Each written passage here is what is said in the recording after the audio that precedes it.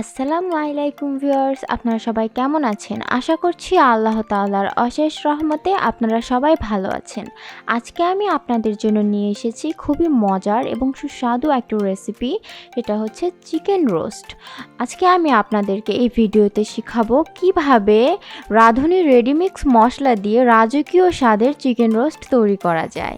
তাহলে চলুন এবার আমরা প্রস্তুত প্রণালীতে চলে যাই।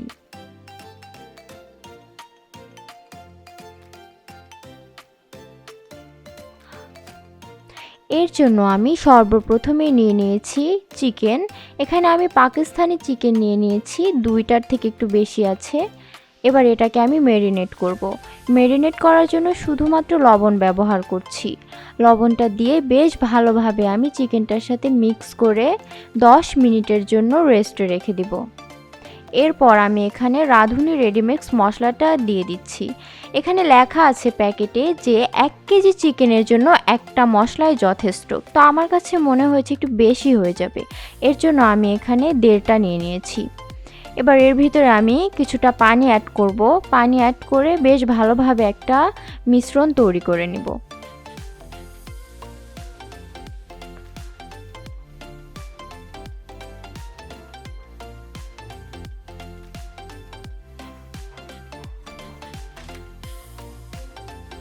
ভালোভাবে মিশ্রণটা মিক্স করা হয়ে গেলে এর ভিতরে আমি প্রায় হাফ কাপের মতো টক দই ব্যবহার করব।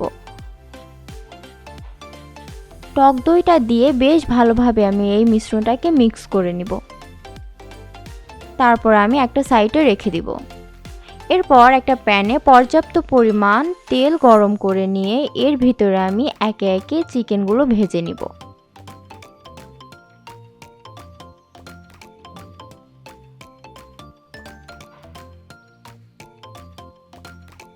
একটা সাইড প্রায় 4 থেকে 5 মিনিটের মতো করে আমি ভেজে নেব একটা সাইড ভাজতে।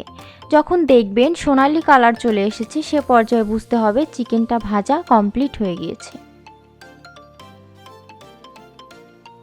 তো এই তো এখানে আমি দেখে নিচ্ছি যে 2 সাইডেই ঠিক মতো ভাজা হয়েছে কিনা। আর চিকেনটাকে কিন্তু একদম কড়া করে ভাজবেন না, তাহলে শক্ত হয়ে যাবে। তো এখানে আমার চিকেন ভাজাটা একদম কমপ্লিট।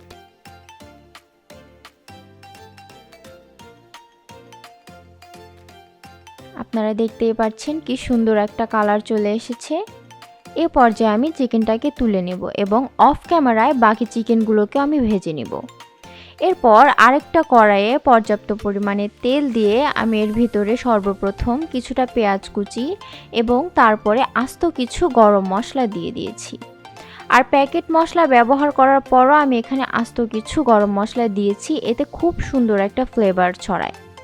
এরপর আমি 1 টেবিল চামচের মতো আদা এবং রসুন পেস্ট দিয়ে দেব এবং রসুনটাকে বেশ ভালোভাবে ভেজে নেব।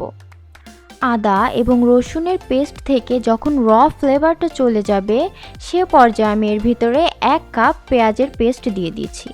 এই পেঁয়াজটা আমি বেশ ভালোভাবে ব্লেন্ড করে নিয়েছি যাতে যেন এর ভিতরে কোনো ধরনের লাম্পস না থাকে। মনে রাখবেন পেঁয়াজের পেস্টটা যতটা মসৃণ হবে রোস্টের গ্রেভিটাও ততটাই মসৃণ হবে।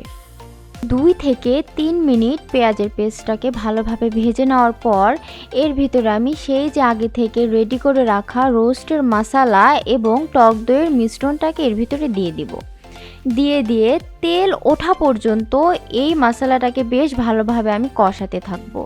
দেখতেই তো পাচ্ছেন তেল উঠে গিয়েছে। এ পর্যায়ে এর ভিতরে 1 টেবিল চামচ লাল মরিচের গুঁড়া দিয়ে দিয়েছি। এটা দিলে বেশ ভালো একটা কালার চলে আসবে এর ভিতরে। লাল মরিচের গুঁড়োটা দিয়ে দেওয়ার পর আরও 2 থেকে 3 মিনিট আমি এটাকে কষাবো। কষানোর পর এর ভিতরে আমি 2 টেবিল চামচ টমেটো সস অ্যাড করে দিচ্ছি। আর টমেটো সসটা মাস্ট বি দেওয়ার ট্রাই করবেন, এতে কালার এবং টেস্ট দুটোই খুবই ভালো আসে। তারপরে আরও 3-4 মিনিট আমি এটাকে ভুনা করব। ভিউয়ার্স, এই রেসিপির ভিতরে সবচেয়ে ইম্পর্টেন্ট যে কাজটি সেটা হচ্ছে ধৈর্য ধারণ করা, কারণ আমাদেরকে খুবই ধৈর্য সহকারে এই মশলাগুলোকে ভুনা করতে হবে। কারণ এই মশলা আমরা যতটা বেশি সময় ধরে ভুনা করতে পারবো রোস্টের টেস্টটাও ততটাই ভালো আসবে। এ পর্যায়ে আমি কিছুটা পানি দিয়ে দিব এবং পানি দিয়ে আরও ভালোভাবে মশলাটাকে কষিয়ে নিব। যে পর্যন্ত না মশলার উপরে তেল ভেসে উঠছে এবং মশলাটা ছাড়া ছাড়া হয়ে আসছে সে পর্যন্ত মশলাটাকে কুক করব। দেখতেই তো পারছেন উপরে তেল ভেসে উঠেছে। এ পর্যায়ে এর ভিতরে স্বাদ মতো আমি লবণ দিয়ে দিচ্ছি। লবণটা দিয়ে বেশ ভালোভাবে মিক্স করে ফেলবো এবং আরও কিছুক্ষণ কুক করব। দেখতেই তো পাচ্ছেন তেল ভেসে উঠেছে, তারপরেও আমি এটাকে কুক করছি যাতে যেন মশলাটা ভালোভাবে কুক হয়। এ পর্যায়ে আমাদের অপেক্ষার পালা শেষ। এবার আমরা এর ভিতরে চিকেনগুলোকে অ্যাড করে দিব। একে একে আমি চিকেনগুলোকে অ্যাড করে দিচ্ছি।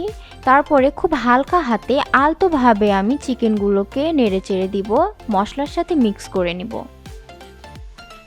এটাকে আলতো হাতে কেন করতে হবে, কারণ যেহেতু আমরা চিকেনটাকে ভেজে নিয়েছি, চিকেনটা একটু সফট হয়ে গিয়েছে, যাতে যেন ভেঙে না যায়, এর জন্য আলতো হাতে আমাদের এই কাজটাকে করতে হবে।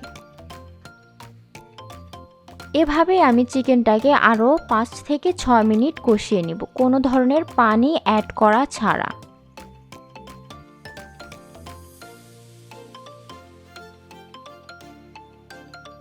ভিউয়ার্স, এখানে মশলাগুলো কষানো দেখে বিরক্ত হওয়া যাবে না, কারণ মশলাটা কষানো যত ভালো হবে আমাদের রোস্টের টেস্টটাও ততটাই ভালো আসবে।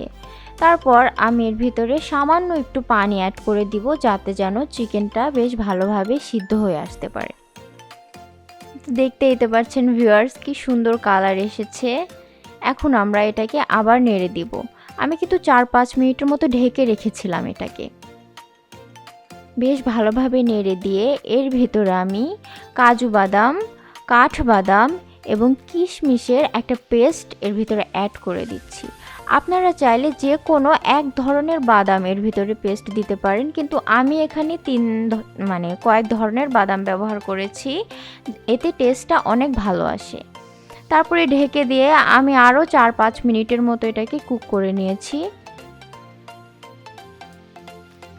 এবার ধাপে ধাপে আমরা কাজগুলোকে করছি।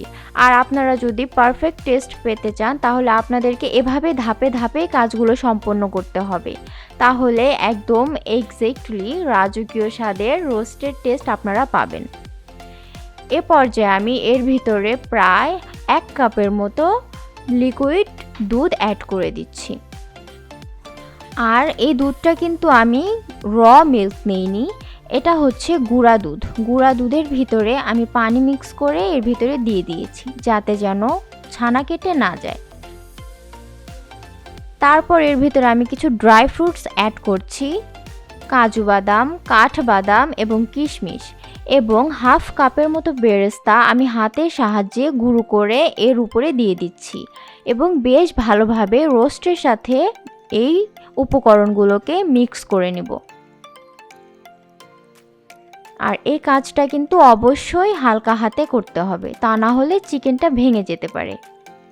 তারপরে আমি এর ভিতরে কিছুটা কাঁচামরিচ দিয়ে দিব ফর ফ্লেভার। কাঁচামরিচটা দিলে খুব সুন্দর একটা ফ্লেভার আসে, এবং ঢেকে রান্না করব 5 মিনিট। তারপর আমি এখানে কেওড়া জল এবং গোলাপ জলের একটা মিশ্রণ দিয়ে দিচ্ছি, খুব সুন্দর একটা ফ্লেভার আসবে এর জন্য। তো ভিউয়ার্স, আমরা রান্নার শেষ ধাপে চলে এসেছি। এই পর্যায়ে আমরা এর ভিতরে খাঁটি গাওয়া ঘি দিয়ে দিব 2 টেবিল চামচ, দিয়ে এটাকে বেশ ভালোভাবে নেড়ে চেড়ে 5 মিনিটের মতো আমি আবার ঢাকনা দিয়ে রেখে দিব এবং ফিরে আসছি 5 মিনিট পর। দেখতেই তো পাচ্ছেন ভিউয়ার্স কি সুন্দর একটা কালার চলে এসেছে, মাশাআল্লাহ দেখতে কি সুন্দর লাগছে।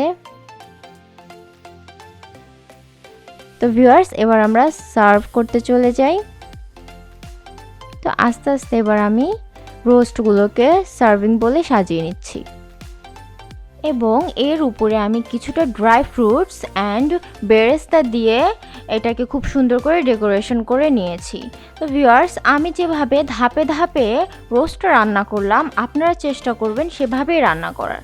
চাইলে কিন্তু সবগুলো মশলা একসাথে মিক্স করেও রান্না করা যায়, কিন্তু সেক্ষেত্রে পারফেক্ট টেস্টটা পাবেন না। যদি এই রাজকীয় স্বাদের রোস্ট রান্না করতে চান তাহলে আমার রেসিপিটা ফলো করবেন এবং আমার জন্য দোয়া রাখবেন। আর আমার রেসিপি যদি ভালো লেগে থাকে তাহলে আমার চ্যানেলটাকে সাবস্ক্রাইব করে রাখবেন এবং বেল আইকনটিতে ক্লিক করে রাখবেন। আসসালামু আলাইকুম।